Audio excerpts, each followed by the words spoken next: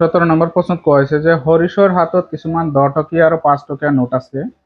তেওঁৰ হাতত থকা 5 টকীয়া নোটৰ সংখ্যা 10 টকীয়া নোটৰ সংখ্যাতকৈ 1 বেছি। তেওঁৰ হাতত মুঠতে 80 টকা থাকিলে 5 টকীয়া আৰু 10 টকীয়া নোটৰ সংখ্যা উলিয়া।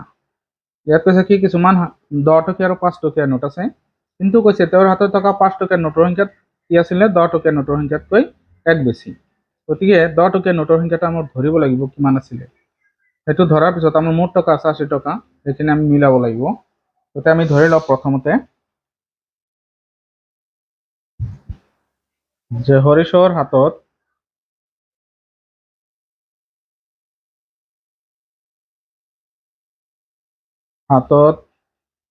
থকা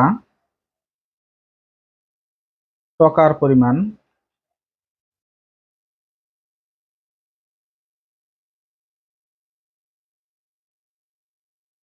80 টকা। হৰিশৰ হাতত কিমান টকা আছে? 80 টকা আছে। এতিয়া ধৰা হল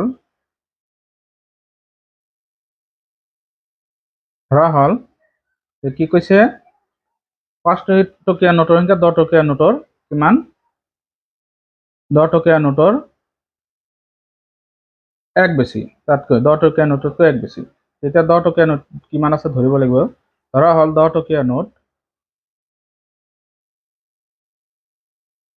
10 টকীয়া নোটৰ সংখ্যা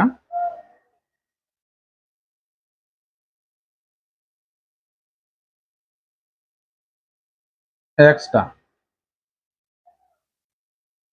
তেতিয়াহ'লে 5 টকীয়া নোটৰ সংখ্যা কি হ'ব? তেতিয়া 5 টকীয়া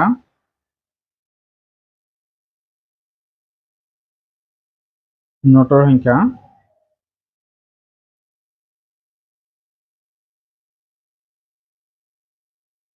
10 টকীয়া নোটৰ সংখ্যাতকৈ 1 বেছি। তেতিয়াহ'লে 10 টকীয়া নোট আছিলে এক্সটা, তাতকৈ 1 বেছি হ'লে 1 যোগ দিব লাগিব। ইমানটা হ'ব আমাৰ 5 টকীয়া নোট। তেতিয়া কৈছে কি যে এই দুটা সংখ্যা কিমান হ'ব? 10 টকীয়া নোটৰ সংখ্যা কিমানটা আছিলে, 5 টকীয়া নোটৰ সংখ্যা কিমান আছিলে। এতিয়া 10 টকীয়া নোটৰ সংখ্যা যদি এক্সট্ৰা থাকে, তেতিয়া এক্সট্ৰাৰ লগত 10 পূৰণ কৰিলে টকা হৈ যাব। গতিকে 10 টকীয়া এক্সট্ৰা 10 টকীয়া 10 টকীয়া নোটত টকাৰ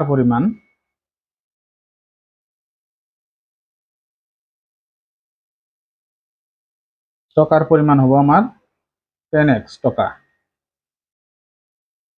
আৰু 5 টকীয়া কি আছিলে? x + 1টা আছিলে 5 টকীয়া নোট। ইমানত x + 1টা 5 টকীয়া নোটত টকাৰ পৰিমাণ হ'ব, ইয়াৰ লগত 5 পূৰণ কৰিব লাগিব। x + 1 + 1ৰ লগত 5 পূৰণ কৰিলে এইখিনি কি হ'ব? টকা হ'ব। গতিকে 10 টকীয়া আৰু 5 টকীয়া এই দুটা মিলি কি হ'ব? 80 টকা হ'ব। গতিকে প্ৰশ্ন মতে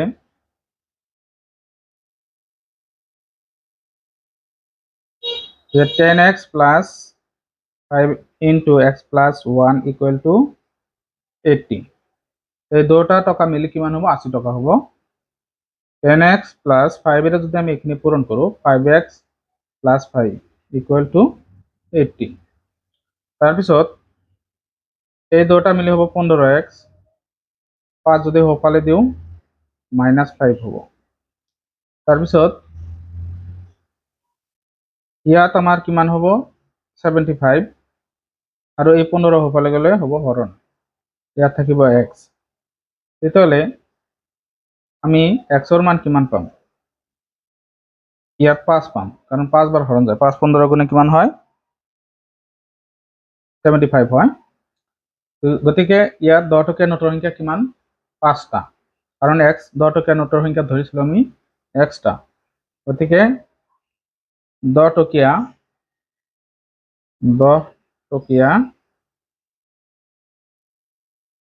নোটৰ সংখ্যা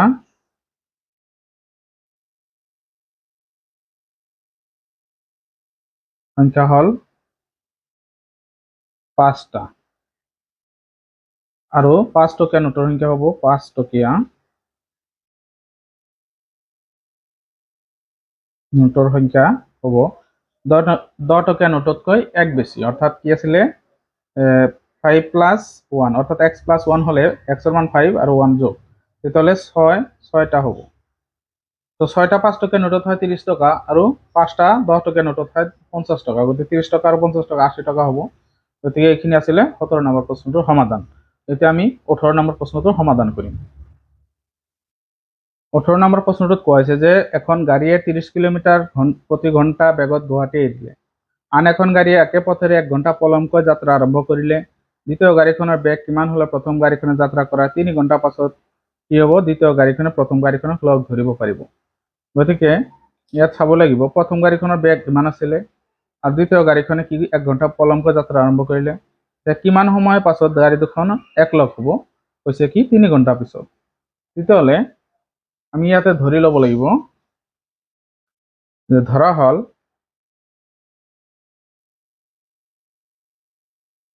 দ্বিতীয় গাড়ীখনৰ বেগ কিমান হ'লে 3 ঘণ্টা পিছত লগ ধৰিব। ধৰা হ'ল দ্বিতীয় গাড়ীখনৰ বেগ x কিলোমিটাৰ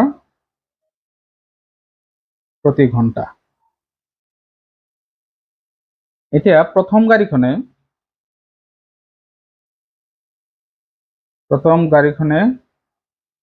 1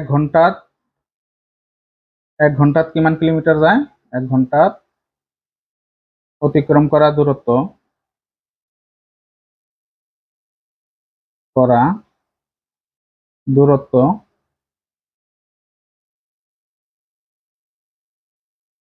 1 ঘণ্টাত অতিক্ৰম কৰা দূৰত্ব হল 30 কিলোমিটাৰ। তেতিয়াহ'লে প্ৰথম গাড়ীখনে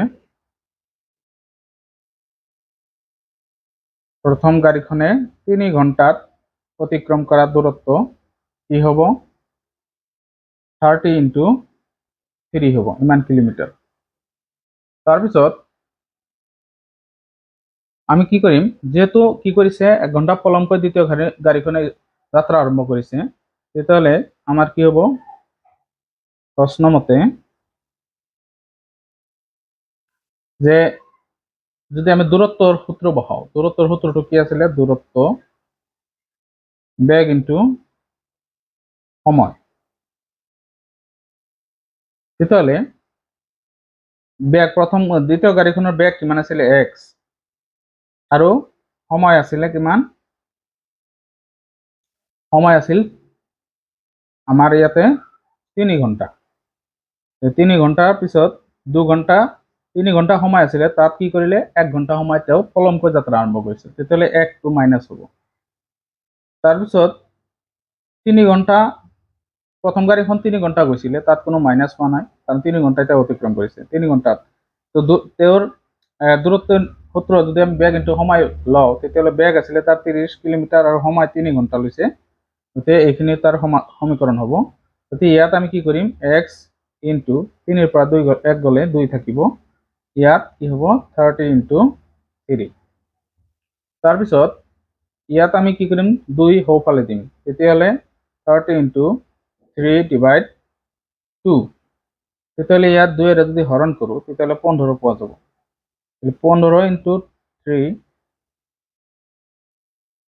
কিমান পাম আমি, 45। তো x কি আছিলে 45 হ'ব। x আমি কি ধৰিছিলোঁ যে দ্বিতীয় গাড়ীখনৰ বেগ, এতেকে দ্বিতীয় গাড়ীখনৰ বেগ কিমান, বেগ 45 কিলোমিটাৰ প্ৰতি ঘন্টা। তো এইখিনি আছিলে 18 নম্বৰ প্ৰশ্নটোৰ সমাধান। এতিয়া আমি 19 নম্বৰ প্ৰশ্নটো সমাধান কৰিম। 19 নম্বৰ প্ৰশ্নত কোৱা হৈছে দুখন ৰেলগাড়ী একে সময়তে এটা ষ্টেচনৰ পৰা পৰস্পৰ বিপৰীত দিশত যাত্ৰা কৰিলে। এখনৰ বেগ আছে 28 কিলোমিটাৰ পাৰ ঘণ্টা আৰু আন এখনৰ বেগ হ'ল 52 কিলোমিটাৰ প্ৰতি ঘণ্টা। কিমান সময়ৰ মূৰত গাড়ী দুখনৰ ব্যৱধান 480 কিলোমিটাৰ হ'ব। তো এইটো আমাৰ এটা ডায়াগ্ৰামৰ দ্বাৰা আমি বুজো যে এইটো বিন্দুৰ পৰা এটা গাড়ী সোঁফালে গৈছে আৰু এটা গাড়ী এইফালে গৈছে। যে প্ৰথম গাড়ীখন ধৰা হ'ল এইটো, ইয়াৰ বেগ আছিলে 28 আৰু ইয়াৰ আছিলে 52। তো কিমান সময়ৰ পিছত কৈছে কি গাড়ী দুখনৰ মাজৰ দূৰত্ব হ'ব 480 কিলোমিটাৰ। তো সময়টো আমাৰ ধৰিব লাগিব। ইয়াত ধৰা হ'ল x ঘন্টা পিছত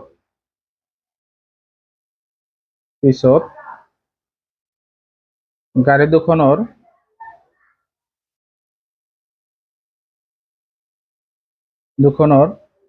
মাজৰ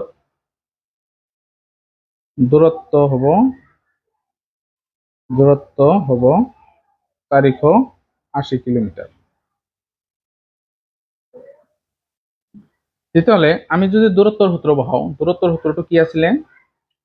যে দূৰত্বৰ সূত্ৰ আছিলে আমাৰ বেগ ইনটু সময়, তেতিয়াহ'লে প্ৰশ্ন মতে যদি আমি কি কৰো, প্ৰথম গাড়ীখনৰ দূৰত্ব বহাও, তেতিয়াহ'লে প্ৰথম গাড়ীখনৰ বেগ আছিলে 28 কিলোমিটাৰ প্ৰতি ঘন্টা আৰু প্ৰথম গাড়ীখনে x ঘন্টা পিছতহে x ঘন্টা অতিক্ৰম কৰিছিল, অৰ্থাৎ x ঘন্টা আমি ধৰিলো। তাৰপিছত সময়টো আমি x ঘন্টা ললো। তাৰপিছত দ্বিতীয় গাড়ীখনৰ বেগ আছিলে 52, তাৰপিছত ইও কি কৰিছে, x ঘন্টা লৈছিলে, অৰ্থাৎ দুয়োজনে একে সময়ত লৈছিলে। একে সময় লোৱাৰ পিছত সিহঁতৰ মাজত একে সময় দূৰত্ব অতিক্ৰম কৰিছিল। তেতিয়াহ'লে কিমান দূৰত্ব গৈছিল? দুয়োজনৰ মাজত দূৰত্ব আছিল 480 কিলোমিটাৰ। এতিয়া কোনে কিমান গৈছে সেইটো নাজানো, কিন্তু টোটেল দূৰত্ব হ'ব কিমান? 480 কিলোমিটাৰ। এইখিনি দূৰত্ব আৰু এইখিনি দূৰত্ব, প্ৰথম গাড়ীখনৰ দূৰত্ব আৰু দ্বিতীয় গাড়ীখনৰ দূৰত্ব কিমান হ'ব? মিলি 480 হ'ব। গতিকে এতিয়া যদি আমি এইটো সমাধান কৰো, 28 পূৰণ x মানে 28x আৰু 52x ইকুৱেল টু 480। এতিয়া দুয়োটা মিলি আমাৰ কিমান হ'ব? 80x equal to 480। এতিয়া 80 আমি সোঁফালে দিওঁ, 480 ডিভাইডেড বাই 80। তো শূন্য আৰু শূন্য কেঞ্চেল যাব। তাৰপিছত আমাৰ 48ৰ ভিতৰত 6 বাৰ হৰণ যায়। এক্সৰ মান আমি কিমান পালো? 6 পালো। তেতিয়াহ'লে সেই গাড়ী দুখনে 6 ঘন্টা পিছতহে সিহঁতে কি হ'ব, সিহঁতৰ মাজৰ দূৰত্ব কিমান হ'ব? 480 কিলোমিটাৰ। এতিয়াকে 6 ঘন্টা পিছত গাড়ী দুখনৰ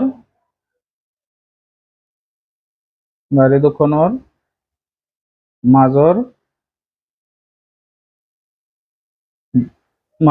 দূৰত্বৰ ব্যবধান 480 কিলোমিটাৰ হ'ব।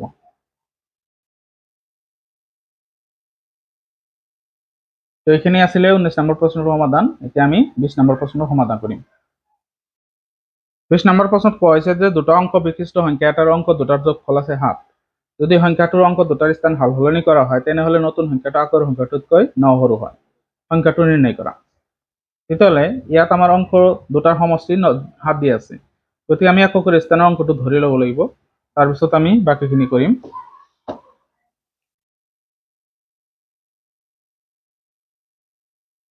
20 নম্বৰ ধৰা হ'ল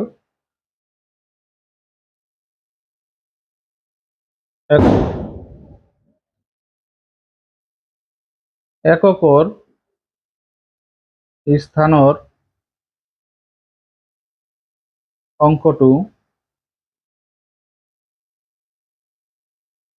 x, এতেকে দহকৰ স্থানৰ অংকটো কি হ'ব? অংকটো দুটা যোগফল আছিলে 7, একক আৰু দহকৰ। তেতিয়াহ'লে 7ৰ পৰা যদি আমি এককৰটো বাদ দিওঁ, আমি দহকৰটো পাই যাম। গতিকে এইখিনি হ'ব দহকৰ স্থানৰ অংকটো। এতিয়া কৈছে কি, যদি স্থান সাল সলনি কৰা হয়, যদি স্থান,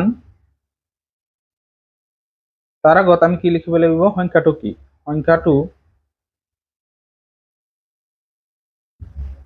সংখ্যাটো হ'ব মানে কি, দহকৰ স্থানত যেহেতু এইটো, তাৰ লগত 10 পূৰণ হ'ব, তাত 7 মাইনাছ এক্সৰ লগত 10 পূৰণ হ'ব, প্লাছ এককৰ স্থানৰ হ'ব এক্স। এইটো হ'ব সংখ্যাটো। যদি স্থান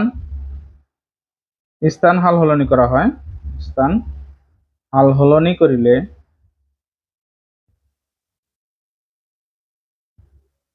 কৰিলে নতুন সংখ্যাটো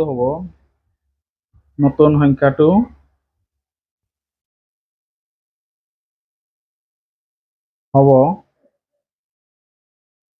এইটো তাত যাব, এইটো ইয়াতে হ'ব, অৰ্থাৎ 10x প্লাছ 7 মাইনাছ এক্স এইখিনি হ'ব। প্ৰশ্ন মতে এতিয়া কি কৈছে যে এইটো সংখ্যাটো আছিলে 10 7 মাইনাছ এক্স প্লাছ এক্স, তাৰপিছত কি কৈছে নতুন সংখ্যাটো হ'ল 10x প্লাছ 7 মাইনাছ এক্স। এতিয়া কি কৈছে নতুন সংখ্যাটো কিমান সৰু হয়, 9 সৰু হয়। তেতিয়াহ'লে এইফালে যদি আমি 9 যোগ দিওঁ তেতিয়াহ'লে কি হ'ব, আগৰ সংখ্যাটোতকৈ এইটো 9 সৰু হ'ব, এইফালে যোগ দিলে এইটো আগৰ সংখ্যাটো সৰু হৈ যাব। অৰ্থাৎ আমি যদি এইফালে যোগ দিওঁ এইফালে কম বুজাব, আৰু এইফালে বিয়োগ দিলে এইফালে বেছি বুজাব, গতিকে এইটো কি হ'ব, কম হ'ব আগৰ সংখ্যাটো। তেতিয়াহ'লে ইয়াত আমি যদি কি কৰোঁ, পূৰণ কৰোঁ, 10 আৰু 7 70, ইয়াত হ'ব 10x প্লাছ এক্স, ইয়াত 10x প্লাছ, ইয়াত হ'ব 7 মাইনাছ এক্স প্লাছ 9। তাৰপিছত ইয়াত 10xৰ পৰা x বাদ গ'লে মাইনাছ 9x থাকিব, ইয়াত 10xৰ পৰা x গ'লে প্লাছ 9x থাকিব, আৰু 7 আৰু 9 মিলি 16 হ'ব। তাৰপিছত আমি যদি 9x সোঁফালে দিওঁ আৰু 16 এইফালে আনো তেতিয়াহ'লে দুয়োটাই কি হ'ব, 16টো মাইনাছ হ'ব, ইয়াত 9x আৰু 9x গ'লে কি হ'ব, প্লাছ হ'ব। গতিকে ইয়াত থাকিব আমাৰ 54 আৰু ইয়াতে 18x হ'ব। তাৰপিছত আমি যদি কি কৰোঁ, এক্সটো ৰাখি 18 এইফালে দিওঁ তেতিয়াহ'লে হৰণ হ'ব, ইকুৱেল টু এক্স। এইটো কিমান বাৰ যাব, 3 বাৰ। তে এক্সৰ মান আমি কিমান পালোঁ, 3। এতেকে সংখ্যাটো হ'ল, সংখ্যাটো আছিলে আমাৰ কিমান, 10 into 7 minus x plus x. তেতিয়াহ'লে 10 ইনটু 7 মাইনাছ এক্সৰ মান আমি কিমান পাইছোঁ, 3 প্লাছ 3। 10 ইনটু 7ৰ পৰা 3 গ'লে 4 যোগ 3, তেতিয়াহ'লে ইয়াত 4 10 গুণে 40 যোগ 3, তেতিয়াহ'লে সংখ্যাটো কিমান হ'ব, 43 হ'ব। এইটো হ'ব সংখ্যাটো। এইখিনি আছিল 20 নম্বৰ প্ৰশ্নটোৰ সমাধান। গতিকে ভিডিঅ'টো ইমানতে সামৰিছোঁ। যদি ভিডিঅ'টো ভাল লাগে প্লিজ চেনেলটো ছাবস্ক্ৰাইব কৰি দিব, লাইক কৰিব, শ্বেয়াৰ কৰিব। ধন্যবাদ।